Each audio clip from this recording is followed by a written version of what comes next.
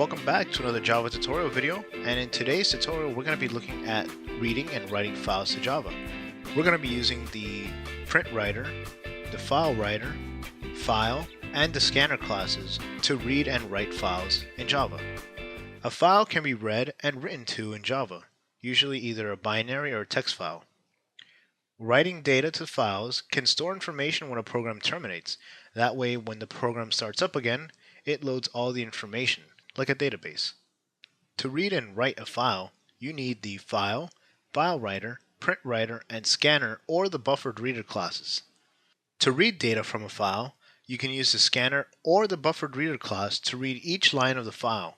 Then you can process that information and perform tasks with it.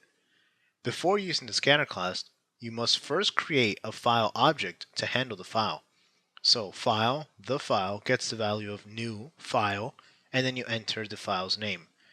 Now notice in this example that it says sample.txt. To be able to just put the file name, that file must be in the same location as where the src folder is in NetBeans. If the file is not in the same level as the src folder, you need to put the entire path of the file. After you create the file object, you can create the scanner object by passing the file object as its parameter. So scanner, file scan, gets the value of new, scanner, and the file. Using the scanner class methods, you can read the contents of a file. You can get the entire line of the file and process that line, or you can get each word on its own. The hasNext method checks if there are more lines or words to be read, and then returns true if there are, and false if there isn't. To write to a file, you use the print writer class, and then you use the file writer class to prevent from deleting a currently existing file when you use the print writer. Using the print writer alone, a file that already exists will be deleted before writing to it. To prevent that from happening, you can create the print writer object by passing a file writer object in its parameter. So an example, file writer, write file, gets the value of new file writer, then the name of the file, orders.txt, and then true, meaning that we will be appending to the file. And then print writer, print file, gets the value of new print writer, and then write file. After creating the print writer class by passing the file writer object, you can call the print methods of the print writer class to write to the file. These print methods are the same as the system out print methods that you use normally. At the end of the program, before it terminates, you must close the file for it to be written. If not, nothing will happen. So now that we've had a quick overview of the print writer, file writer, and the file class, let's go ahead and take a look at some examples in Java. So let's take a look at an example of how to use the print writer, file writer, and the file class. That way we can read and write from a file. So before you begin, you need to have these import statements, the Java IO, and I'm using the asterisk because there's 3 classes that are being imported from IO. Now instead of writing them 3 times, it's just importing all of them. Then we need the scanner, and I'm going to be using the JOption pane because I'm going to be doing some user prompt so that way we can add stuff to the file. So once you have that, you can create all of this, which is create a file, and you pass orders.txt as its parameter, which is the name of the file. So file, the name of the object, the name of the variable, gets new file, and the name of that file. Now remember, to be able to only write the name of the file, you must make sure that that file exists in the same level as the src folder. An example, like this. This is the NetBeans projects folder. Here's NetBeans projects. And inside here is my Java tutorials project. And then inside this folder is the src. The orders.txt folder must be at the same level as the src. It cannot be inside of it. Now you could use any other file that you want. The only thing is that you need to put the entire path name. Next, after you put the file, you can create the scanner. So scanner read file gets the value of new scanner, and then you pass the file object. After the scanner, you can put the file writer. So file writer, write file, gets new file writer, and then the name of the file and then you put true if you're going to be appending to the file, or false if you're not going to be appending to the file. Preferably, you should always append to the file so that way it doesn't overwrite or create a new file every single time. And then lastly, the print writer. Print writer, print file, gets the value of new, print writer, and then the object write file. So I already went ahead and created a file, and I already populated 3 orders into it. So we have the first and last name, then we have the order number, and then lastly we have the items. All of them are separated by a comma. So the first thing I'm going to do is I'm going to print out the current orders on the file.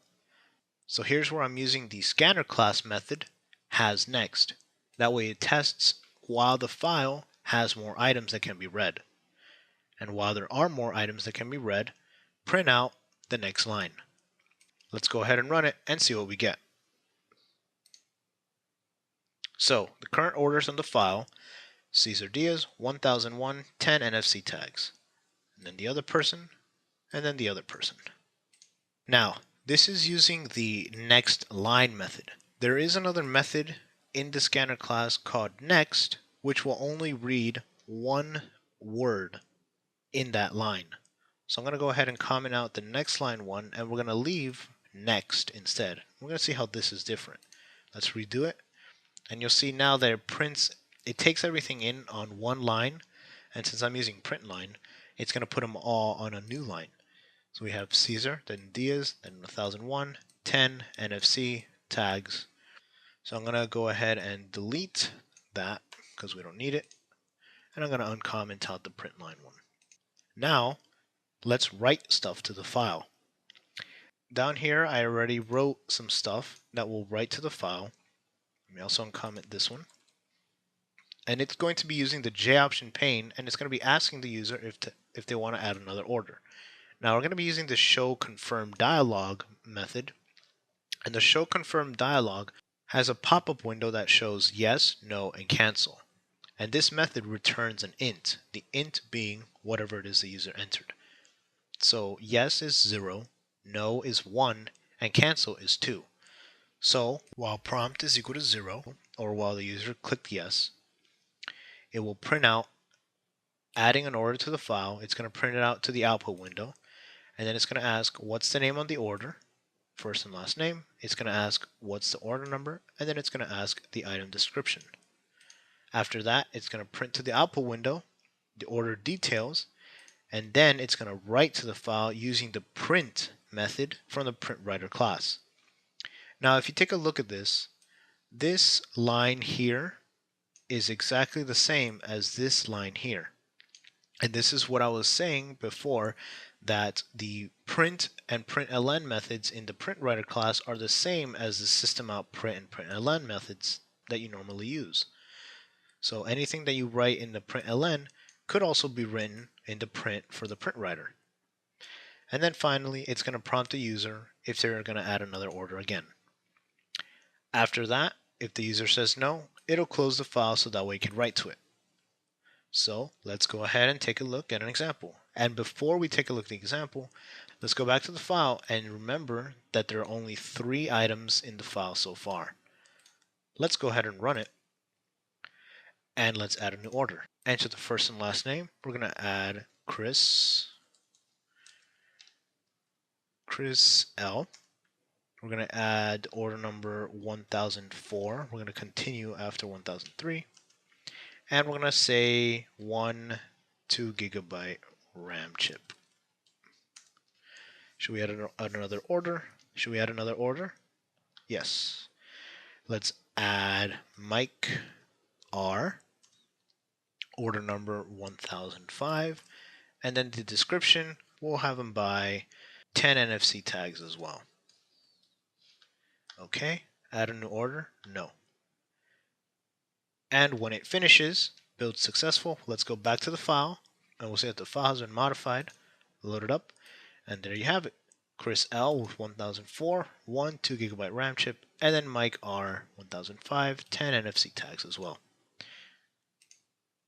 And when we rerun the program, it's going to run this line of code again, and it's going to print it all out again. So let's run it once more and have it loaded up. And as you'll see, let's put no here. And as you'll see, Chris L and Mike R are listed. Now before I conclude the tutorial, I want to show you guys an example. Take a look at how there's 5 items inside this file. Now I'm going to go ahead and replace write file here with orders.txt. This is going to simulate what happens if you don't pass write file. And if you remember from the PowerPoint, if you don't use the write file, it's going to replace that file and it's going to create a new file. So anything that was written on it before will be deleted. So remember again, there are 5 items here. Let's go ahead and run it. And as you can see, current orders on the file has now been emptied. Let's not add a new order. And let's go back to the notepad and you'll see that it's been modified. Do I want to reload it? Yes. And you'll see that it has been completely emptied out. That's why it is ideal and recommended to use the file writer object inside the print writer. This concludes today's tutorial. Hope you guys learned a lot about the print writer, file writer, and the file class. As you can see, it was actually pretty easy. There was not a lot that you had to do. Thanks for watching, and until next time, take care.